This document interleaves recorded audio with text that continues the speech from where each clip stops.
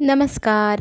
हळद रुसली कुंकू हसलं ह्या मालिकेत आपल्याला असं पाहायला मिळणार आहे, दुष्यंत जिथे आग लागली त्या ठिकाणी काही पुरावा मिळतोय का ते शोधण्यासाठी तो शेतात गेलेला असतो. आणि शेतामध्ये तिथे आईने घराबाहेर काढलं म्हणून कृष्णा ही मुक्कामी असते आणि तिला काहीतरी खुडबुड करण्याचा आवाज येतो. मग ती पाहू लागते कोणी आलंय की नाही, काय आहे म्हणून. आणि ती पाहता पाहता बाहेर जाते आणि तिला समोरच दुष्यंत दिसतो. दुष्यंत तिला सांगतो, मी इथे पुरावा शोधायला आलो आहे, कारण मला माहिती आहे माझ्या आईने हे काम केलेलं नाही आणि ज्यांनी कोणी केलं आहे त्याला मी शिक्षा दिल्याशिवाय राहणार नाही. त्यावेळेला मग ती त्याला म्हणते, नंतर शिक्षा वगैरे द्या, आता जेवणाची वेळ आहे, मी जेवते, तर तुम्हीही माझ्यासोबत 2-4 घास खा. त्यावेळेला तो ॲटिट्यूड दाखवतो, आम्ही दुश्मनांच्या घरचं पाणीसुद्धा पित नाही आणि तू तर अन्न खायला सांगते, नको मला, असं म्हणत ती त्याला हट्ट करते.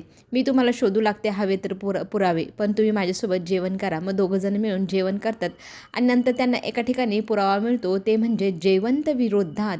आता जयवंत पाटलानेच ही आग लावली हे बाळजाबाईला दुष्यंत जाऊन सांगतो आणि चिडलेली बाळजाबाई आता काही खैर नाही असं जयवंतला म्हणत त्याची कॉलर पकडत त्याचे गाल झोडते आणि त्याला अख्ख्या गावासमोर उभं करून त्याने केलेल्या कामाची माफी मागायला लावते. आणि जयवंत मग सगळ्या गावासमोर हे सगळं काम मीच माझ्या रागातनं केलं आणि नाव बाळजाबाईचं आलं, ही माझी चूक आहे असं मान्य करत सगळा आरोप तो स्वतःवर घेतो आणि सगळ्यांची माफी मागतो.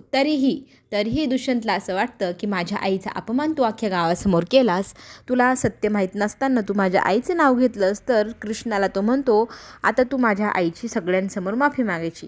आता हे काही कृष्णाला पटलेलं नाही, पण त्याच्यावरती दुष्यंत तिला म्हणतो, माझ्यासमोर आयुष्यात पुन्हा कधीही तुझं तोंड दाखवू नको आणि माझ्या आईच्या विरोधात तू असं काहीतरी केलं आहे हे मला अजिबात आवडलं नाही, तू माझ्या आईची माफी माग.